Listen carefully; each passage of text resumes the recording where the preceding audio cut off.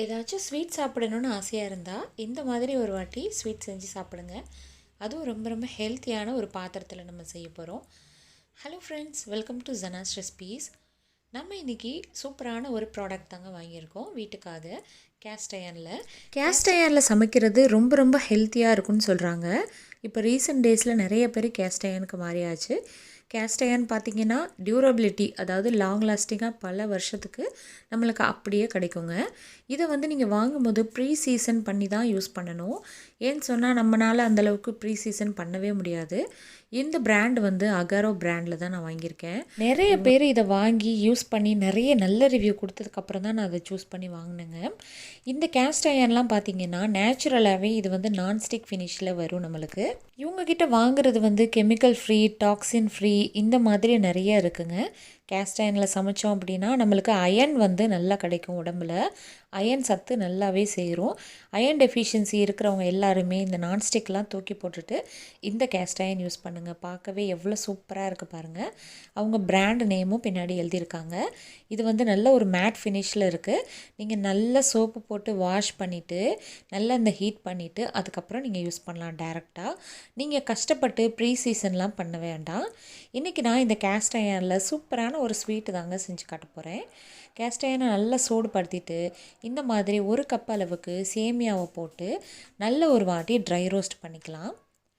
இதில் வந்து ஃபஸ்ட்டு நான் இப்போ செய்கிறேன். எந்த அளவுக்கு நான்ஸ்டிக்காக நல்லா அந்த மாதிரி சில்கியாக வருதுன்னு நீங்களே பாருங்கள்.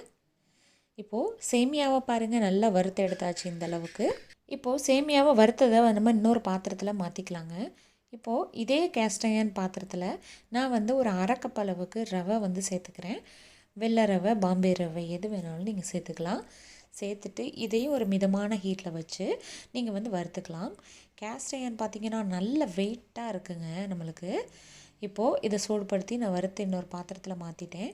இது வந்து நல்ல ஹீட் ரெசிஸ்டண்ட் வந்து நம்மளுக்கு கொடுக்கும். நல்ல சூடை வந்து இழுத்து பிடிச்சி வச்சுக்கும். இந்தளவுக்கு டக்குன்னெலாம் அடிப்பிடிச்சிடாது உங்களுக்கு. இப்போது அதுக்கப்புறமா நான் வந்து முந்திரி திராட்சையை போட்டு நல்லா வறுத்துக்க போகிறேன். இப்போ வாங்கியிருக்கிறது நான் பார்த்தீங்கன்னா ஸ்கில்லட் அப்படிங்கிற ஒரு மாடலில் தான் நான் வாங்கியிருக்கேன். இதில் நிறைய டீப் ஃப்ரையெல்லாம் பண்ணிக்கலாம் நீங்கள். இப்போது இதை வறுத்து எடுத்ததுக்கப்புறமா இப்போது நம்ம ஒரு கப் அளவுக்கு சேமியாவும் ரவையும் எடுத்துருக்கோம் இல்லையா, அதுக்கு வந்து 2 கப் அளவுக்கு தண்ணி ஊற்றிக்கலாங்க. 2லேருந்து 2.5 கப்பு வரைக்கும் தாராளமாக ஊற்றிக்கலாம். இந்த மாதிரி மஞ்சள் கலரில் ஃபுட் கலர் வந்து நான் கொஞ்சமாக போட்டுக்கிறேன். இதில் வந்து ஒரு சிட்டிகை அளவுக்கு ஏலக்காய் தூளும் நான் சேர்த்துக்கிறேன். இப்போ பாருங்கள், ஹீட்டு வந்து நல்ல டியூரபிலிட்டி இருக்கனால போட்டதும் நல்லா கொதிக்க ஆரம்பிச்சிருச்சு. நல்லா இந்த மாதிரி கொதித்ததுக்கப்புறமா நீங்கள் சேமியா, ரவை ரெண்டையுமே சேர்த்து கைவிடாமல் நல்லா கிளறி எடுத்துக்கலாங்க. இப்போ பாருங்கள், சட்டுன்னு வேலை முடிஞ்சிருச்சு. உடனே வந்து ஒரு நான்ஸ்டிக்கில் நம்ம செஞ்ச எஃபெக்ட் நம்மளுக்கு கிடைக்கிது பாருங்கள். இப்போது இதில் வந்து தேவையான அளவுக்கு சர்க்கரை வந்து நான் சேர்த்துக்கிறேன். எந்த அளவுக்கு அப்படின்னா ஒரு 3/4 கப்பு வந்து சர்க்கரை வந்து எடுத்துருக்கேங்க. உங்களுக்கு நாட்டு சர்க்கரை போட பிடிக்கும் அப்படின்னா நீங்கள் போட்டுக்கலாம்.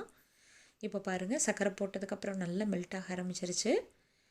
இப்போ இந்த அளவுக்கு நல்லா தலை வந்ததுக்கப்புறம் நெய் வந்து உங்களுக்கு எந்த அளவுக்கு தேவையோ அந்த அளவுக்கு நீங்கள் வந்து தாராளமாக போட்டுக்கலாம். ரொம்பவே சூப்பரான டேஸ்ட்டாக இருந்துச்சு. சேமியா கேசரி பார்த்துருக்கோம், ரவா கேசரி பார்த்துருக்கோம். ரெண்டையும் சேர்த்து இந்த மாதிரி ஒரு டைம் வந்து நீங்கள் கேசரி பண்ணி பாருங்கள். இதோடைய டேஸ்ட்டுக்கு நல்லா நீங்கள் அடிக்ட் ஆகிடுவீங்க. இப்போ பாருங்கள், ஒரு 10 நிமிஷத்துக்குள்ளே நம்மளுக்கு சூப்பராக ரெடி ஆகி நல்ல ஒரு ஃபினிஷிங் கொடுத்துருச்சு. நான்ஸ்டிக்கில் செஞ்சால் எப்படி நம்மளுக்கு ஒட்டாமல் வலிக்கிட்டு வரும் அந்த மாதிரி இருக்குது பாருங்கள். இன்னொரு விஷயம், கேஸ்ட் அயனில் செஞ்சுட்டு உடனே நீங்கள் இன்னொரு பாத்திரத்துக்கு மாற்றி வச்சிடணும். அது ப்ரீ சீசன் பண்ணதாக இருந்தாலும் சரி, சீசன் பண்ணாததாக இருந்தாலும் சரி.